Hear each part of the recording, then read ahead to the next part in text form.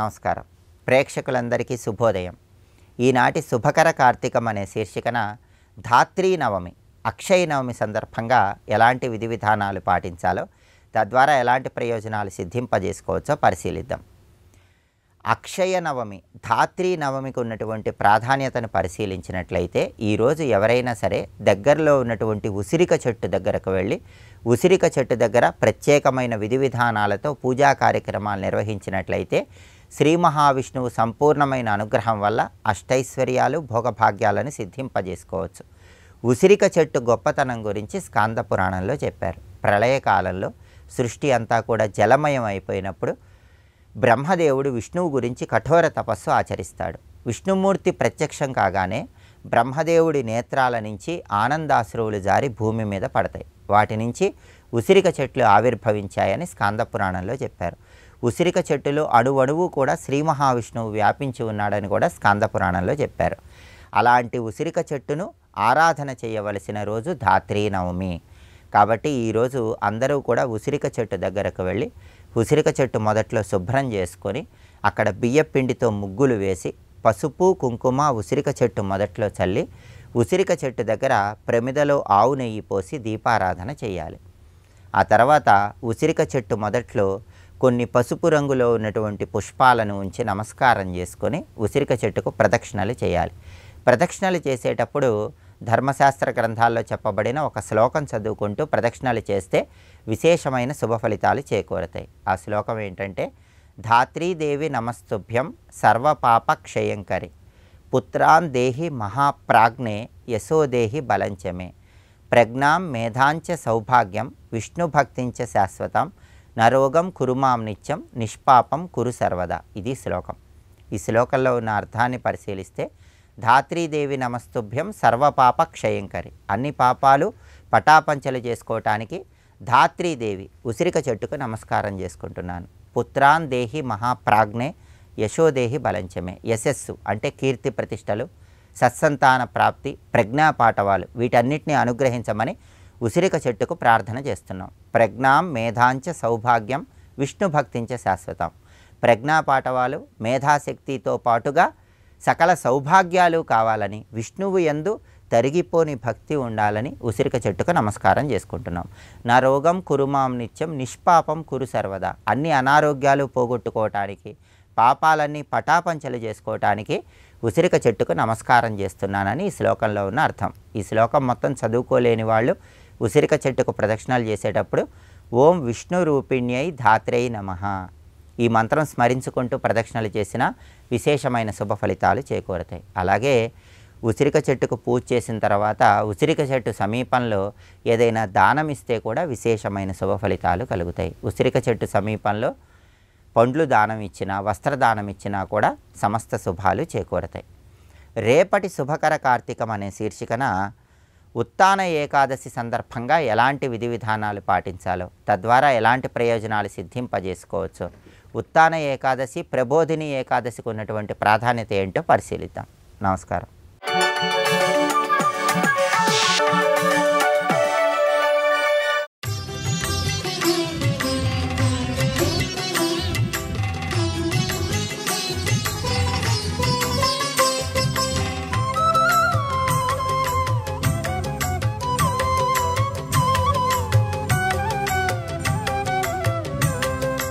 తల్లిని ఆశ్రయించే కోరికగానే తీర్చుకుంటే ఆవిడ కామద అయిపోతుందట.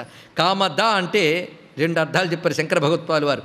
కామద అంటే కామముల్ని దదాతి ఇచ్చునది, మొదట కోరికలను ఇస్తుందట, ధర్మబద్ధమైన కోరికలు. అవి ఒక దశకు తీరేక అప్పుడు మళ్ళీ కామద అవుతుందట. మొదట దదాతి, తర్వాత దహతి అన్నాడు. ఇక్కడ కోరికలను దహనం చేసేస్తుంది, కోరిక మిగిలినవ్వకుండా చేస్తుంది, వైరాగ్యాన్ని ఇస్తుంది అన్నాడు. అందుకే కామదా శబ్దానికి రెండు రకాల అర్థాలు, రెండు ఆవిడే చేయాలండి. ఎప్పుడు ఇలా కోరుకుంటూ ఉండు నాయన అంటే అదో ప్రమాదం. చిన్నపిల్లలు చాక్లెట్ అడిగారిని ఇస్తే జీవితాంతం ఇలా చాక్లెట్ తింటూ ఉండు నాయన అన్నట్టు ఉంటుంది. ఇప్పుడు జీవితాంతం చాక్లెట్ తింటూ చిన్నపిల్లల్లో ఉంటే అలాగా చిన్నప్పుడు ఇచ్చింది, కొంచెం వాడు పక్వత చెందాక ఎంతకంటే గొప్పది కూడా ఉందని తెలుసుకోవాలి కదా. అదేవిధంగా అమ్మ కూడా రెండు విధాలా చూస్తుందండి. అందుకే సర్వాన్ కామానవాప్నుయ, పైగా అమ్మ అనుగ్రహం ఉన్నటువంటి వాళ్ళకి నతదస్తి పృథివ్యాం వా దివివాపి సుదుర్లభం ప్రసన్నాయా శివాయాస్త యద ప్రాప్య నృపోత్తమ. గొప్ప మాట భరద్వాజ ముని చెప్తున్నాడు ఇక్కడ ఈ విషయాన్ని. ఇదే విషయం జనమేజయంతో వ్యాసుడు చెప్తున్నాడు. భూమి యందు కానీ దివి యందు కానీ దుర్లభమనేటువంటిది ఉండదు. అమ్మ ఎవరి ఎడల ప్రసన్నరాలవుతుందో వాడికి. మరి దౌర్భాగ్యవంతుడంటే ఎవరో చూడండి, ఇక్కడ వివరిస్తున్నాడు. చాలా ముఖ్యమైనటువంటి విషయం ఇది. తే మందాస్తేతి దుర్భాగ్య రోగైస్తే సమవిద్రుతా ఏషాన్ చిత్తే నవిశ్వాసో భవేదంబార్చనాదిషు. ఇది చాలా ముఖ్యమైన మాట. వాళ్ళు మందభాగ్యులు, దౌర్భాగ్యులు అని 2 మాటలు వేశారు. మందభాగ్యులు అంటే అదృష్టం తక్కువ ఉన్నవాళ్ళు, దౌర్భాగ్యులు అంటే వాళ్ళకి ఇంకా దుష్ఫలితములు పొందడానికి యోగం ఉంది. వాళ్ళకి దుఃఖం పొందడానికి యోగాలుంటే దౌర్భాగ్యం, తక్కువ అదృష్టం ఉంటే మందభాగ్యం. ఎవరయ్యా మందభాగ్యులు, ఎవరయ్యా దౌర్భాగ్యులు అంటే ఎవరికి అమ్మవారి అర్చన యందు విశ్వాసము కలుగదో వారిని అనాలి దౌర్భాగ్యులని, మందభాగ్యులని. ఈ మాట చెప్పడంలో ఉద్దేశం ఏంటి? అంబార్చన ఎంత గొప్ప విశేషమో చెప్పడం ఇందులో ఉద్దేశం. కనుక ఎవరికైతే అమ్మ యొక్క అర్చన యందు రుచి పుట్టదో వారిని దౌర్భాగ్యవంతులు, మందభాగ్యులు అంటారు సుమా. తే మందాస్తేతి దుర్భాగ్య రోగైస్తే సమవిద్రుతా. వారికి రోగాదులన్నీ లభిస్తున్నాయి. ఏషాన్ చిత్తేన విశ్వాసో భవేదంబార్చనాదిషు. ఇక్కడొక్క మాట తెలుసుకోవాలి. అమ్మ పూజ చేయకనంత మాత్రమే రోగాలు వస్తాయా? ఇలాంటి వినగానే పూజ చేయనంత మాత్రం రోగాలు వస్తాయని మళ్ళీ నింద చేయకూడదండి. అంటే వాడికి రోగాలు, దౌర్భాగ్యం అన్నీ రాసిపెట్టున్నాయి. అమ్మ అర్చన చేస్తే అన్నీ తొలగిపోతాయని అర్థం ఇక్కడ. వాడికి అవన్నీ అనుభవించాల్సినటువంటి రాత ఉంటే అమ్మ పూజ చేయాలని బుద్ధి పుట్టదు. ఇవి ఒకదానికొకటి అనుబంధములు. అందుకే ఇంత చక్కగా వివరిస్తూ యామాత సర్వదేవానాం. ఇక్కడ ఆ తల్లి గురించి చెప్తున్న మాటల విశేషం. ఆవిడ మాత అని ఎందుకన్నారు? సర్వదేవానాం మాత, దేవతలకు కూడా తల్లి ఆవిడ. అందుకే యా మాతా సర్వదేవానాం యుగాదౌ పరికీర్తిత. సృష్టికి ఆది అందే సర్వదేవతలు వెలువడక ముందే ఆ తల్లి ఉన్నది. ఆ తల్లి నుంచి యుగములు, దేవతలు అందరూ వచ్చారు. అందుకే ఆదిమాతేతి విఖ్యాత. తల్లి యొక్క నామము ఆదిమాత, మొదటి తల్లి ఆవిడే. పైగా లోకంలో అమ్మని చూడట్లేదు అంటారు కానీ మూర్ఖులయ్యా, ప్రత్యక్షంగా కనబడితే అమ్మయ్యే అన్నాడండి. మనకు ప్రత్యక్షంగా కనబడుతోంది అమ్మట, కానీ మన అమ్మని తెలుసుకోలేకపోతున్నాం. అమ్మంటే అర్థం ఏంటి? ఎదురుగా ఒక స్త్రీ వచ్చి కనబడ్డమా అమ్మంటే? సృష్టిలో నీకు శక్తి ఉందని తెలుసా లేదా అంటే అమ్మ ఉందని తెలుసుకో అన్నాడు. ఒకటే మాట ఇక్కడ. శక్తి అంటూ ఉంటే అమ్మ లేదని అంటావేంటి? మూర్ఖత్వం కాదు. భగవంతుడు ఉన్నాడా? అలా అడగడానికి ఏ శక్తి లోపలుందో అదే భగవంతుడు. తెలుసుకోండి ఇక్కడ. అలా అడగగలిగేమంటే లోపల శక్తి ఉందా లేదా? కనుక లోకంలో అమ్మ కనబడ్డం అంటే ఎలా ఉంటుందో చూడండి ఇక్కడ. యోగ్యులకి అమ్మ ఏ ఏ రూపాలతో కనబడుతుంది? యోగ్యులైన వాళ్ళకి సృష్టిలో శక్తి రూపంగా అంతటా ఉన్నది. కానీ యోగ్యులకి అమ్మ ఎలా ప్రత్యక్షమవుతుంది? అమ్మ ఎన్ని జపాలు చేసామండి, ఇన్ని తపాలు చేసి అమ్మ కనబడలేదని. కనబడలేదా? ఇదిగో ఈ రూపాలతో కనబడుతుందిట. చూడండి. బుద్ధి, సరి అయిన బుద్ధి పుట్టింది అంటే అమ్మ కనబడ్డమే. జ్ఞానం, బుద్ధి, కీర్తి, అది కూడా అమ్మ ప్రత్యక్షం అవడమే. కీర్తి, ధృతి, ధైర్యం. అందుకే బుద్ధి, కీర్తి, ధృతి. లక్ష్మీ, లక్ష్మి అంటే శోభ, ఐశ్వర్యము అని అర్థం. శక్తి, మనలో ఒక పటుత్వం ఉండడం. శ్రద్ధ, మనకి శాస్త్రవాక్యాల యందు, భగవంతుడి యందు విశ్వాసం కలిగింది అంటే అమ్మ ప్రత్యక్షమైనట్టే లెక్క. ప్రత్యక్షం అంటే ఎదురుగా వచ్చి రూపం కనబడాలని కాదు, నీలో ఇవి జాగృతి జరిగాయంటే అమ్మ ప్రత్యక్షం అవడమే. ఎంత లోతైన మాట చూడండి ఇక్కడ. అందుకే బుద్ధి, కీర్తి, ధృతి, లక్ష్మి, శక్తి, శ్రద్ధ, మతి, స్మృతి అన్నాడు ఇక్కడ. మతి అంటే సరైన ఆలోచన అని అర్థం. స్మృతి సరైనది ఎప్పుడు గుర్తుండడం, స్మరించడం. ఇవి ఉన్నాయి అంటే అమ్మవారు ప్రత్యక్షమైనట్లే. సర్వేషాం ప్రాణినాం సావై ప్రత్యక్షం వై విభాసతే. ఈ విధంగా ఉన్న తల్లి. అలాంటి ఆ తల్లిని మూర్ఖులైన వాళ్ళు, ఆ తల్లి మాయ చేత మోహితులైన వారు తెలుసుకోలేరు. ఇది అన్నారు ఇక్కడ. నజానంతి నరాయే వై మోహిత మాయజా కిల నభజంతి కుతర్కజ్ఞా దేవీం విశ్వేశ్వరీం శివాం. భగవంతుడిని ఆరాధించని వాళ్ళని దౌర్భాగ్యవంతులని చెప్పడమే కాకుండా కుతర్కజ్ఞులు, కుతర్కం చేసేవాళ్ళు, ఎప్పుడు భగవంతుడి విషయంలో సందేహిస్తూ ఉనికినే సంశయిస్తూ ఉన్నటువంటి వారు కుతర్కాలు చేస్తారు. ఆ కుతర్కం చేసిన వాళ్ళకి ఈ రూపములు ప్రత్యక్షం కావన్నాడు. ఏ రూపాలు? ఇప్పుడు చెప్పినటువంటి బుద్ధి, కీర్తి, ధృతి, లక్ష్మి ఇవన్నీ కూడా కుతర్కం చేసే వాళ్ళకి లభించదు. అందుకే భగవద్ ఆరాధనలో కుతర్కాలు పనిచేయవు. ఎందుకంటే తర్కం దాటితేనే భగవంతుడు. అందుకే తర్కంతో పట్టుకుందాం అనుకుంటేనే ప్రమాదం. అయితే మరి తర్కం లేకపోతే భగవంతుడు బుద్ధిశక్తి ఇచ్చాడు కదా, తర్కం లేకపోతే ఎలా అండి అంటే శృతిమతస్తకోనుసంధీయతామన్నారు శంకర భగవత్పాల్ వారు. వేదం చెప్పిన దాన్ని ప్రమాణంగా తీసుకుని తర్కం చేయ పర్వాలేదు. అందుకే అమ్మను ఆరాధించమని చెప్తోంది కనుక దానిలో మరి తర్కం చేయకూడదు. ఆరాధించవలసింది వేదవాక్యం అది. అని వేదం ప్రమాణంగా తీసుకుని ఆరాధించాలి. అయినా సరే ఇంత చెప్పినా ఆరాధించాలని బుద్ధి పుట్టలేదంటే ఆ మహామాయ యొక్క మోహశక్తి వాడి మీద పనిచేస్తుందని అర్థము అన్నారు ఇక్కడ. ఎందుకంటే సృష్టిలో మోహము ఆవిడే ఇస్తున్నది, మోక్షము ఆవిడే ఇస్తున్నది. అవిద్యారూపంతో సంసారంలో బంధించేటప్పుడు ఆవిడ మోహరూపిణి, విద్యారూపంతో ముక్తినిచ్చేటప్పుడు ఆవిడ మోక్షదాయిని. అందుకే రెండు ఆ తల్లి రూపములే. ఎవడైతే ఆ తల్లి వైపు బుద్ధి వెళ్ళలేదో వాడికి మోహం గట్టిగా ఉందని అర్థం నాయన అని వివరిస్తూ, అంతెందుకు ఆ తల్లిని ఎవరెవరు ధ్యానిస్తున్నారో చెప్తున్నాను విను. అంటే ఆ తల్లి కృప లేకపోతే మనికనేది లేదు. సృష్టిలో ఇప్పుడు చెప్పినవి ఏవి ఎవరి దగ్గరున్నా ఒకప్పుడు ఆ తల్లిని ఆరాధించడం వల్లనే లభించేవి. ఇప్పుడు ఆరాధిస్తే అవి నిలుస్తాయి. ఇవి పొందే మానవులక దేవతలు కూడా ప్రపంచంలో పనిచేసేది వీటి వల్లే కదా. ఇంద్రుడే ముల్లోకములు పాలిస్తున్నాడంటే అతనిలో ఇంద్రత్వ రూపమైన ఒక శక్తి ఉండడం వల్లే అతడు చేస్తున్నాడు. అగ్ని తన యొక్క ఉష్ణత్వము మొదలైన వాటితో ఉన్నాడంటే ఆయనలో ఉన్నటువంటి ఉష్ణత మొదలైన శక్తుల వల్ల ఆయన పనిచేస్తున్నాడు.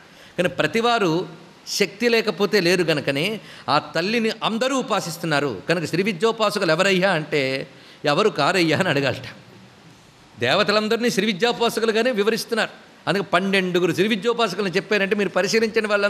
అందులో బ్రహ్మ ఉన్నాడు, విష్ణువు ఉన్నాడు, రుద్రుడున్నాడు, స్కందుడున్నాడు, సూర్యుడున్నాడు, చంద్రుడున్నాడు, మనువున్నాడు, కుబేరుడున్నారు. వీళ్ళందరూ ఎవరు? ఆ 12 మంది ఎవరు? లోకంలో ఏ శక్తులు ఎప్పుడు ఉండాలో చూసుకునేవాళ్ళు. వాళ్ళు కూడా అమ్మను ఉపాసన చేసి వాళ్ళు తమ బాధ్యతలను చక్కగా చేయగలుగుతున్నారు.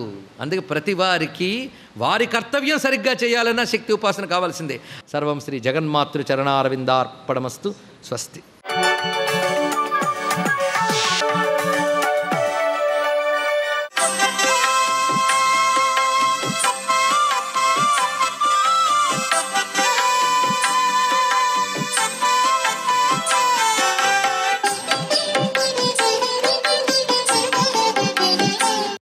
ఓం నమ శివాయ. ఓం నమో నారాయణాయ. శ్రీమాత్రే నమ. కార్తీక దామోదరాయ నమ.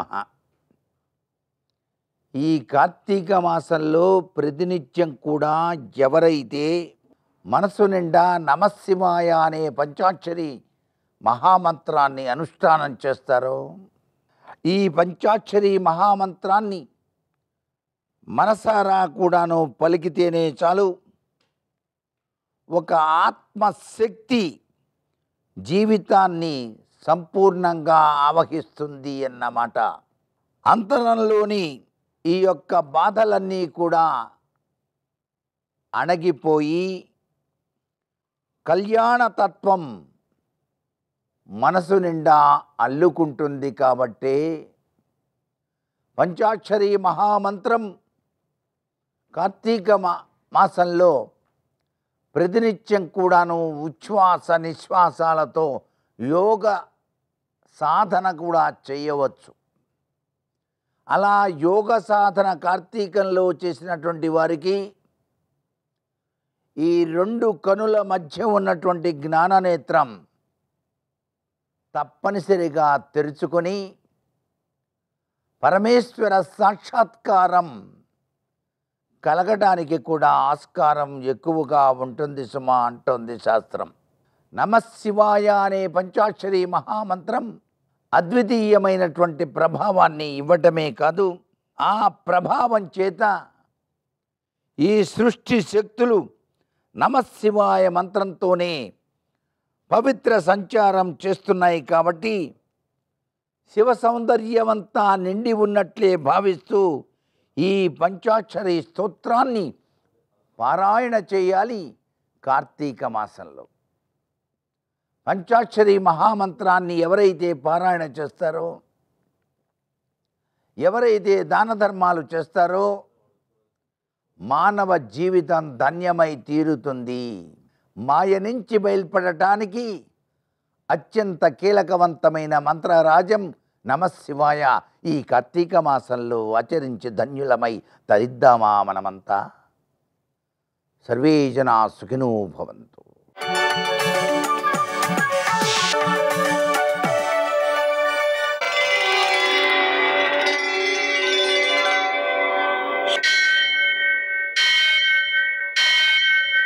सहस्रशीर्षं देवं विश्वाक्षं विश्वशम्भुवं विश्वं नारायणं देवमक्षरं परमं पदं विश्वतः परमां नित्यं विश्वं नारायणगुं हरिं विश्वमेवेदं पुरुषस्तद्विश्वमुपजीवति पतिं विश्वस्यात्मेश्वरगुं शाश्वतगुं शिवमच्युतं नारायणं महाज्ञेयं विश्वात्मानं परायणम्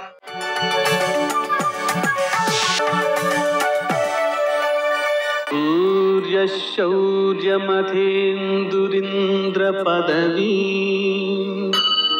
सन्मङ्गलं मङ्गलम् लक्ष्मीं क्षीरसमुद्रराजतनयां श्रीरङ्गधामेश्वरीं दासीभूतसमस्तदेववनितां लोकैकदीपाङ्कुरां श्रीमन्मन्दकटाक्षलब्धविभवब्रह्मेन्द्रगङ्गाधरां त्वां त्रैलोक्यकुटुम्बिनीं सरसिजां వందే ముకుందప్రియ.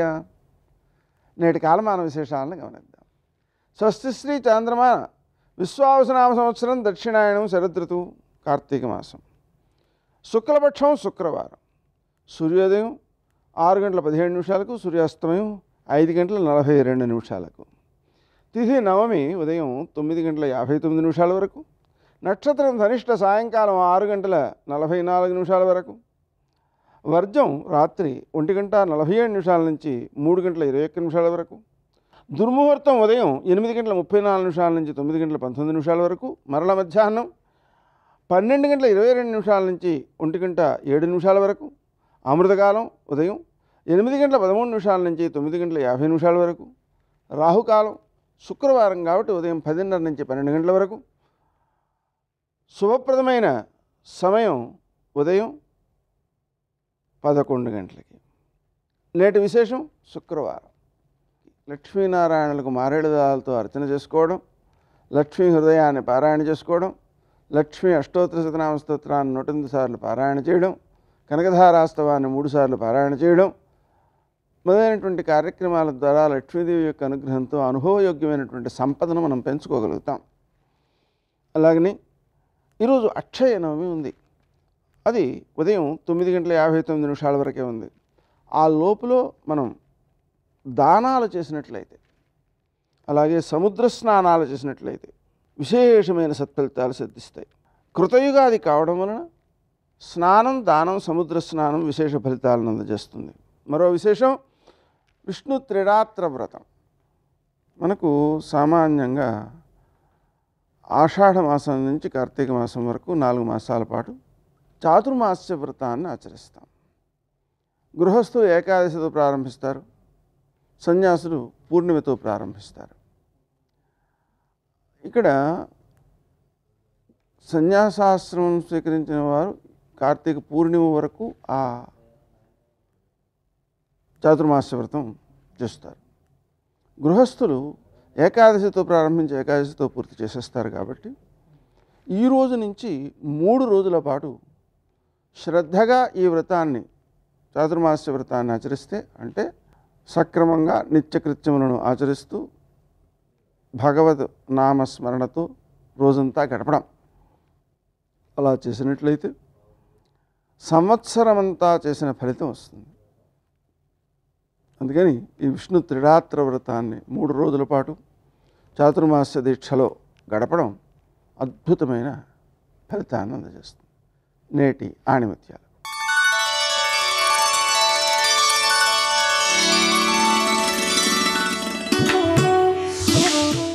జరిగిన దాని గురించి ఎప్పుడూ చింతించకు, ఎందుకంటే జరిగే మంచి మనకు ఆనందాన్ని, జరిగిన చెడు అనుభవాన్ని ఇస్తుంది.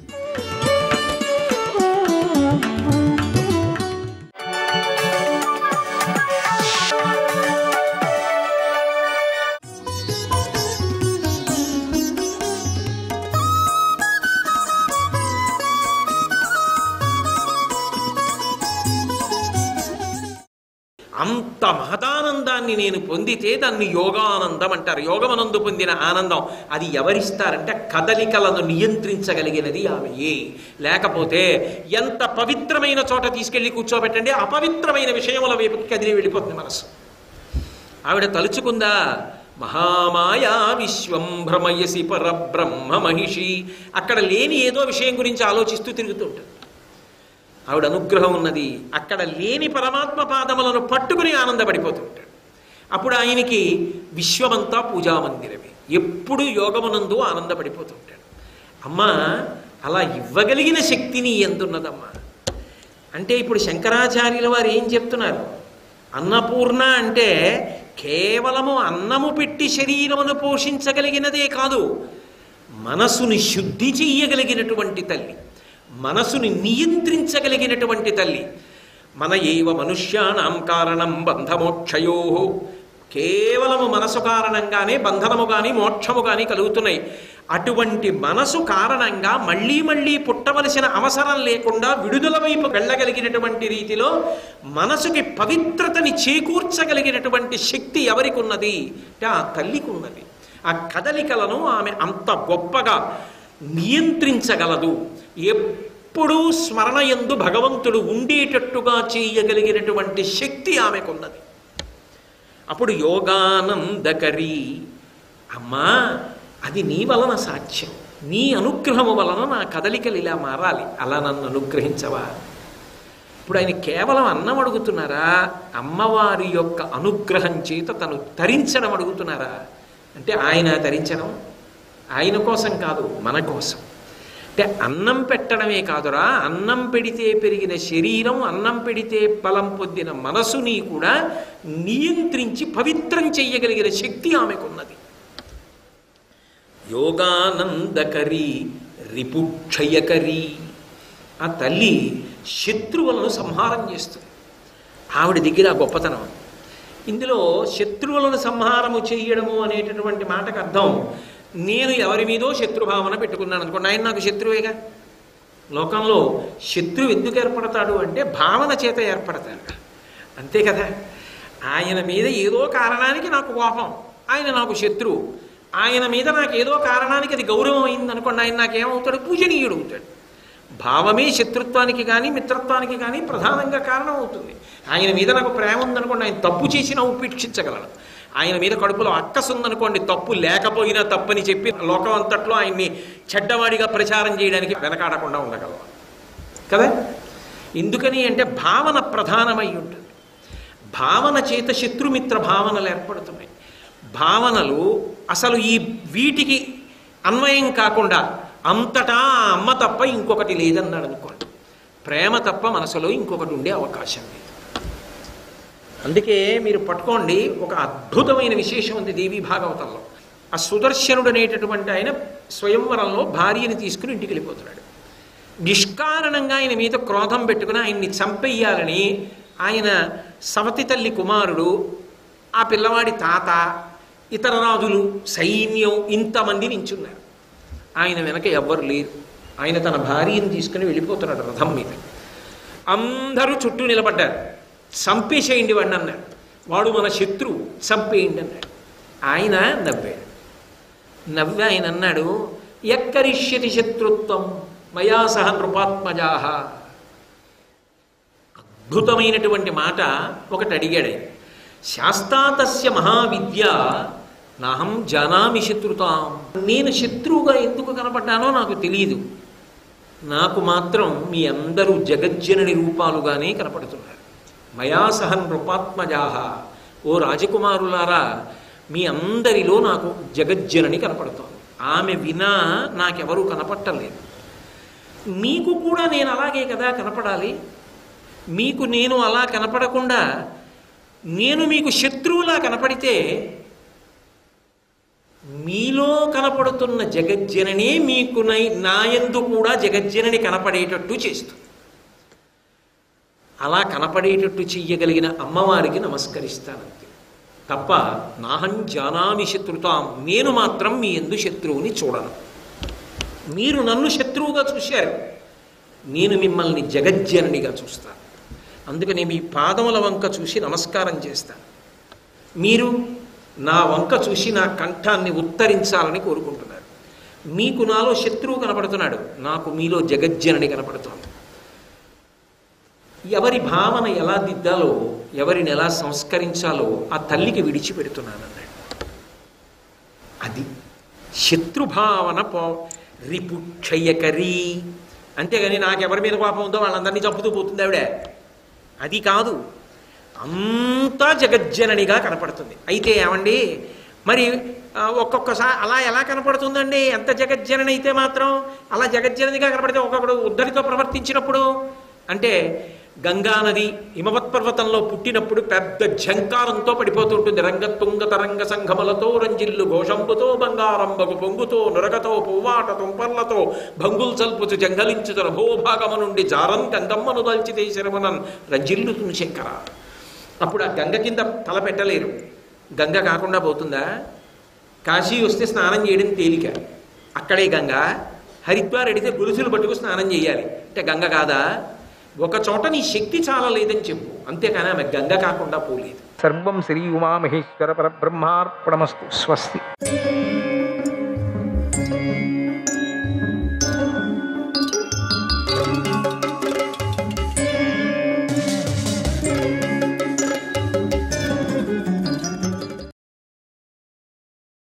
అమితమైన బుద్ధి వైభవం గల వ్యాసభగవానుడు ఈ మహాభారతాన్ని అర్థశాస్త్రాంగాను ధర్మశాస్త్రాంగాను కామశాస్త్రంగాను చెప్పాడు. కోకిల పాట విన్నాక కాకి కూతలు వినటానికి ఎవరూ ఇష్టపడినట్టుగా ఈ కథను విన్నాక మరొకటి వినటానికి ఎవరూ ఇష్టపడరు. మహాభారతం అటువంటిదండి. ఒక్క పరి మహాభారతం వింటే మిగతా చిన్న చిన్న చిల్లర కథలు మనకు అక్కర్లేదనిపిస్తుంది. పంచభూతాల ఆధారంగానే లోకం సాగుతున్నట్లుగా ఈ భారత కథ ఆధారంతోనే కవుల బుద్ధులన్నీ వికసిస్తూ ఉంటాయి. సృష్టిలో 4 రకాల ప్రాణులు ఉన్నట్లుగా 18 పురాణాల్లోని విషయాలన్నీ ఈ మహాభారతంలో ఉన్నాయి. తమ అభివృద్ధిని కోరుకునే సేవకులు మంచి రాజును కోరుకున్నట్లుగా ఉత్తమ కవులందరూ మహాభారత కథనే ఆధారంగా తీసుకుంటారు. అందుకని మాటిమాటికి వాళ్ళు రీసెర్చ్ చేస్తూనే ఉంటారు, కవులు చదువుతూనే ఉంటారు, వాళ్ళ కొత్త కొత్తది వస్తూనే ఉంటుంది. ధర్మే మతిర్భవతు వః సతతోత్థితానాం సహ్యేక ఏవ పరలోక గతస్య బంధుః అర్ధాం శ్రీయశ్చ నిపుణైరపి సేవ్యమానాః నైవ ఆప్తభావముపయాంతి నచ స్థిరత్వం.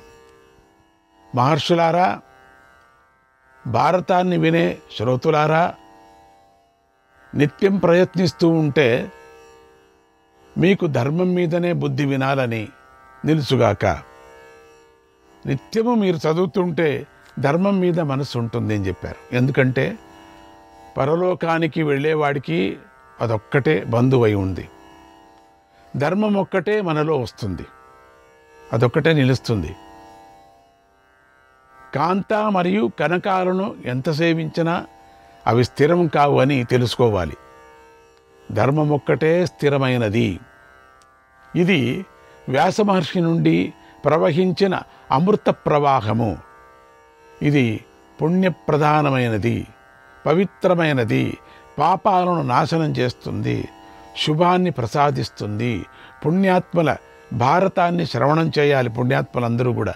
కొన్ని మహాభారతం పూర్తిగా చదవటానికి కాకపోతే కొన్ని అత్యద్భుతమైనటువంటి కొన్ని శ్లోకాలు ఉన్నాయి, మంత్రాలు. అవి మీకు చివరిలో చెప్పటం జరుగుతుంది. మధ్యలో ఉంటాయి అవి చెప్పుకున్నా చాలు. అలాగే మనస్సు, వాక్కు, శరీరాలతో రాత్రి చేసిన పాపాన్ని మహాభారతం చదివి ఉదయకాలంలో చేసుకునేటువంటి సంధ్యావందన సమయానికే పోగొట్టుకుంటాడు. సంధ్యావందన సమయం అంటే ఏమిటి? సూర్యోదయం ఒక వందనం, ఒక సంధ్య, మధ్యాహ్నం ఒక సంధ్య, సూర్యాస్తమం ఒక సంధ్య. ఆ సంధ్య వందనం పరమాత్ముడికి సంధ్యా వందనము, పరమాత్ముడికి మనం వందనం చేసేటువంటిది. సూర్యుడికి. ఇలా మహాభారతము రాత్రి పగలు చేసిన పాపాలను తొలగించే శక్తి కలదై ఉంది. బంగారు కొమ్మలు ఉన్నటువంటి 100 ఆవులను వేదం చదువుకున్న పండితుడికి దానం చేస్తే వచ్చే పుణ్యము మహాభారత కథను నిత్యము విన్నవాడికి వచ్చే పుణ్యంతో సమానము. ఇక్కడ బంగారు కొమ్ములు ఎవరినో బంగారు కొమ్ములతో దానం చేయమని చెప్తూనే ఊరికే వచ్చేసాడట. ఏంటి నేను దానం చేయను అన్నట్టు. ఎక్కడ బంగారు కొమ్ములు ఆవులు కనపడటం లేదు. ఆ కొమ్ములకి బంగారు తొడగమని చెప్పడం అర్థం అంతే. బంగారు కొమ్ములు మొలిచింది ఆవులు బయట వదులుతారా? వాళ్ళే తీసేసుకుంటారు. ఓ అదే అన్నట్టు. అట్లా ఆ కొమ్ములకు బంగారు పెట్టమని అర్థం అంతే. ఎవరో ఇంకా బుద్ధివంతుడు బంగారు కలర్ ఉంటుంది కదా దాన్ని పూసాడట, దానం ఇచ్చాడట. బంగారు రంగు పూసి ఇచ్చాడట. పుణ్యం ఎక్కువ వస్తుందని మహాభారతంలో చెప్పింది కదా. అందుకని విస్తారమైన భావాలు గల ఈ మహాభారత కథను వినే ముందు ఈ పర్వం యొక్క సంగ్రహాధ్యాయాన్ని విన్నవారికి కథ సులభంగా అర్థమవుతుంది. విస్తారమైన సముద్రాన్ని చిన్న వానతో దాటినట్లుగా, అంటే నావతో. చిన్న వాన వచ్చినప్పుడు నావతో దాటాలి, పెద్ద వాన వచ్చినప్పుడు కూడా మడుగు దాటాల్సిందే కదా. చిన్న నావతో దాటినట్లుగా సుఖం లభించటానికి ఈ సంగ్రహాధ్యాయం సహకరిస్తుంది. శ్రీకృష్ణాయ పరమాత్మనే నమః. ఈ సంగ్రహాధ్యాయం చదివినా చాలని చెప్పారు. శ్రీ వేదవ్యాసాయ నమః. ఇక 3వ అధ్యాయము పౌష్య పర్వము. ఇందులో అయోధ ధౌమ్యుని శిష్యుల కథ, ఆయోధ ధౌమ్యుని శిష్యుల కథ, ఉత్తంకుడి చరిత్రలు చెప్పబడ్డాయి. సూత మహర్షి మొదటిగా సరమ కథను చెప్పాడు. పరీక్షిత్తు కొడుకు జనమేజయుడు. ఆయన శృతసేనుడు, ఉగ్రసేనుడు, భీమసేనుడనే తన తమ్ముళ్లతో కలిసి దీర్ఘసత్రయాగాన్ని చేస్తున్నాడు. తన శ్రేయస్సు కోసమై ఆయన యజ్ఞాన్ని ఆచరిస్తున్నాడు. అప్పుడు కుక్కపిల్ల ఆ యజ్ఞశాల వద్దకు వచ్చింది. దాన్ని జయమేజయుడి తమ్ముళ్ళు చూసి ఇది ఇక్కడెందుకు వచ్చిందిరా అని కోపించారు. కొంతమంది కోపం వస్తుంది కదా. యజ్ఞశాల దగ్గరికి యజ్ఞం చేసే చోటకి కుక్కపిల్ల వస్తే ఊరికే ఉంటారా? చిచి అంటూ దాన్ని గట్టిగా కొట్టి తరిమి కొట్టారు. ఆ కుక్కపిల్ల పేరు సారమేయుడు. అది దేవత అయిన శరమ యొక్క కుమారుడు. చూసారా? ఈ అంతే. ప్రతి వీధిలో కుక్కపిల్లంతా కూడా ఎవరో దేవత కుమారుడు అని పట్టుకుంటే కరుస్తుంది, జాగ్రత్త, దాన్ని తోకగీకి పట్టుకోవాకండి, ఎవరో దేవత కుమారుడు అని చెప్పేసి. ఇది ఇట్లా జరిగింది ఇక్కడ. ఈ సారమేయుడు వారి దెబ్బలను తట్టుకోలేక పాపం కొట్టారు. దీనంగా అరుస్తూ తల్లి అయినటువంటి శరమ వద్దకు వెళ్ళి బోరున ఏడ్చింది. కొట్టారు, నా వీపంతా చితక్కొట్టారు, నేనేమి చేయలేదు, అక్కడ ఎవరిని ముట్టలేదు, ఏ కుండ కూడా నేను ముట్టలేదు, అయినా నన్ను కొట్టారు. మనుషులు కుండలు కూడా ముట్టలేదు, మనిషి కుండలు అంటే మనుషులను కూడా నేను ముట్టలేదు. అప్పుడు శరమ, నాయన ఎందుకు ఏడుస్తున్నావు? ఈ దెబ్బలేమిటి? నిన్నెవరు కొట్టారు అని అడిగింది. మళ్ళీ సారమేయుడమ్మా, నన్ను జనమేజయుడి తమ్ముళ్ళు కొట్టారు, నన్ను అకారణంగా కొట్టారు. నేను ఊరికే వెళ్ళాను, వాకింగ్ లాగా వెళ్ళాను, ఏమో జరుగుతుంది చూస్తామని చెప్పేసి. నీకు చెప్తాము ఏదో చాలా పెద్ద కార్యక్రమం జరుగుతుందని, నన్ను వదిలేశారే, నేను చూడాలని చెప్పేసి వెళ్ళాను, అన్ని చోట్ల చూశాను, నన్ను అకారణంగా కొట్టారు అన్నాడు. అప్పుడు శరమ, తత్రాపరాధం ఏనాస్యపి హత ఇతి. నువ్వు వారికి ఏవో అపకారం చేసి ఉంటావయ్యా, అందుకే వారు నిన్ను కొట్టి ఉంటారు.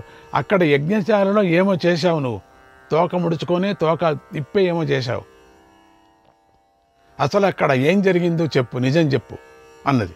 అప్పుడు సారమేజయుడు, నిజమే చెబుతున్నానమ్మా, నేనేమీ చేయలేదు, కొంచెమైనా ఎవరికీ అపరాధం చేయలేదు, ఎవరికీ ఏ కష్టమూ కలిగించలేదు, ఎవరిని భయపడించలేదు, ఎవరిని భయపడించలేదు, ఎవరిని ముట్టలేదు. యజ్ఞశాలలో ఏ పదార్థాన్ని ముట్టలేదమ్మా. యజ్ఞ హవిస్సు వైపు నేను చూడనూ లేదమ్మా. యజ్ఞ హవిస్సు చాలా పెట్టారు అక్కడ. అన్నం పెట్టారు, నెయ్యి పెట్టారు, సుమధురమైనటువంటి కొన్ని పదార్థాలు పెట్టారు, అష్టద్రవ్యాలు పెట్టారు. అమ్మా, దాన్ని నేను వాసన కూడా చూడలేదమ్మా. నిజంగా నేను చెప్తున్నాను, నిజమే కదా. కుక్క అయినటువంటిది అవన్నీ వెళ్ళి అదంతా ముట్టాల్సిందే కదా. నేను అది పని చేయలేమ్మా.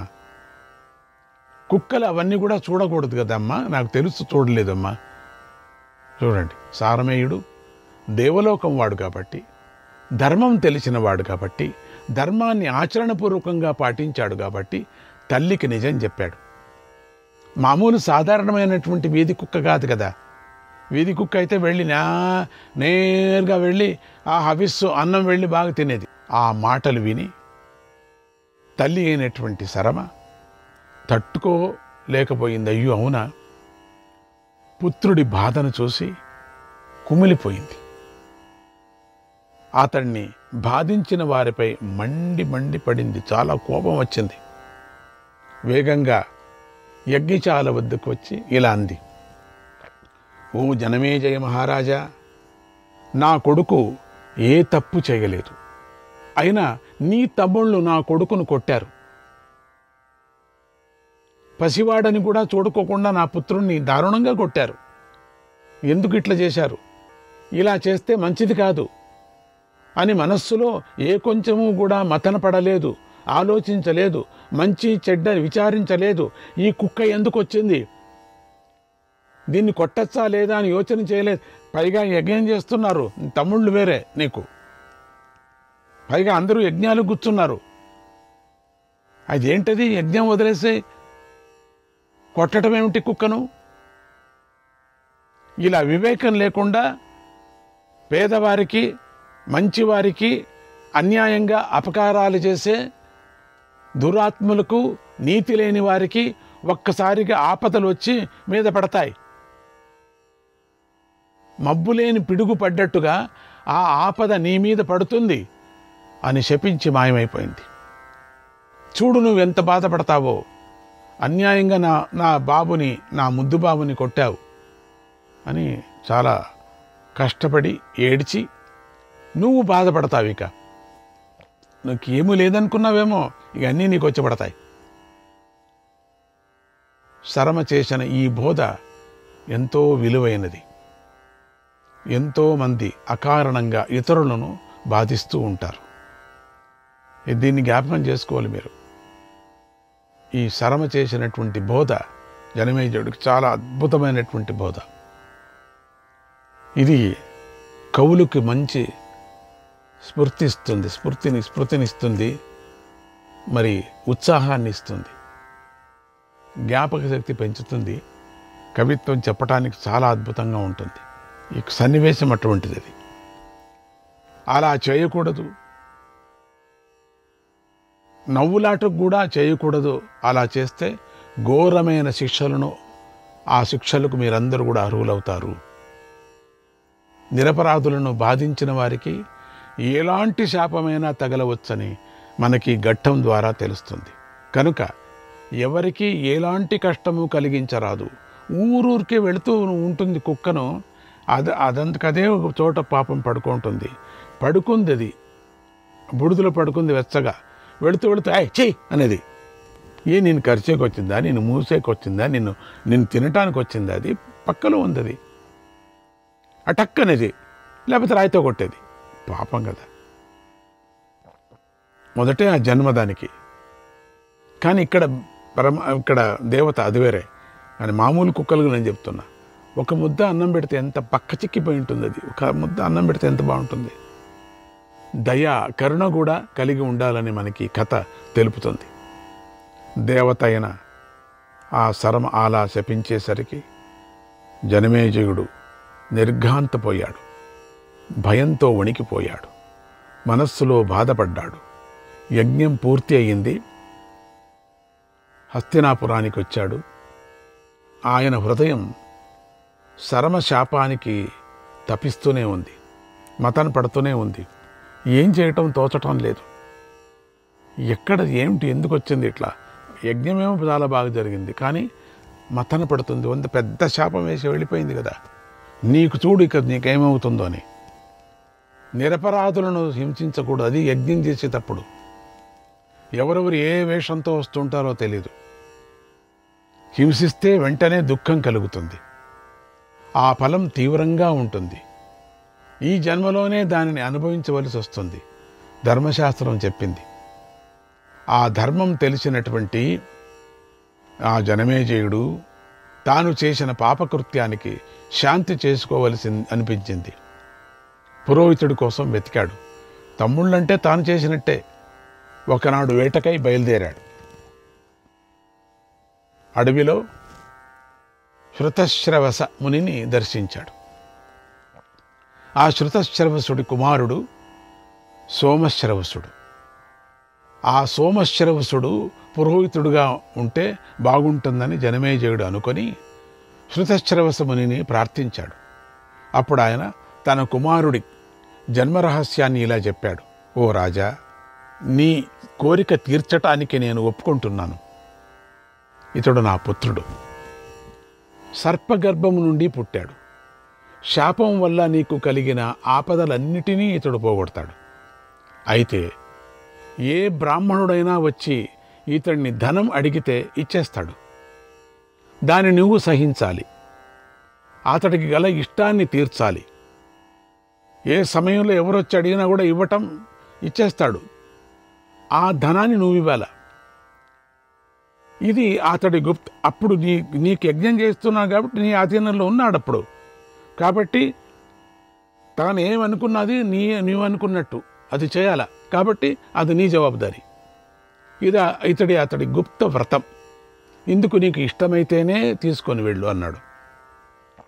జనమేజయుడికి మొదట్లో అర్థం కాలేదు. ఏంటిది, ఆయన ధనం ఇస్తే నేనేమి కారణము, అర్థం కాలేదు. సరే అలాగే అని మాట ఇచ్చి తీసుకువెళ్ళాడు. ఏమన్నా కానీ గొప్పగా సత్కరించి సోమశ్రవసుడికి తృప్తి కలిగించాడు బాగా. ఆయన చెప్పినట్లుగా ఎన్నో యజ్ఞాలు చేస్తూనే ఉన్నాడు. హోమాలు చేశాడు. భూరి దక్షిణలు ఇచ్చి సురులను సంతోషపెట్టాడు. భూసురులను అంటే బ్రాహ్మణులను సంతోషపెట్టాడు. తర్వాత తక్షశిలను తన ఆధీనంలోకి తెచ్చుకున్నాడు.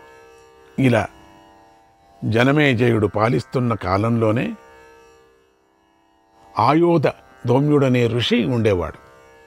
ఆయనకు ఉపమన్యువు, ఆరుణి, వేదుడు అనే 3 శిష్యులు ఉండేవారు. ఒకనాడు గురువుగారు ఆరుణిని పిలిచి, నాయన, మన పొలానికి గండి రంధ్రం పడింది.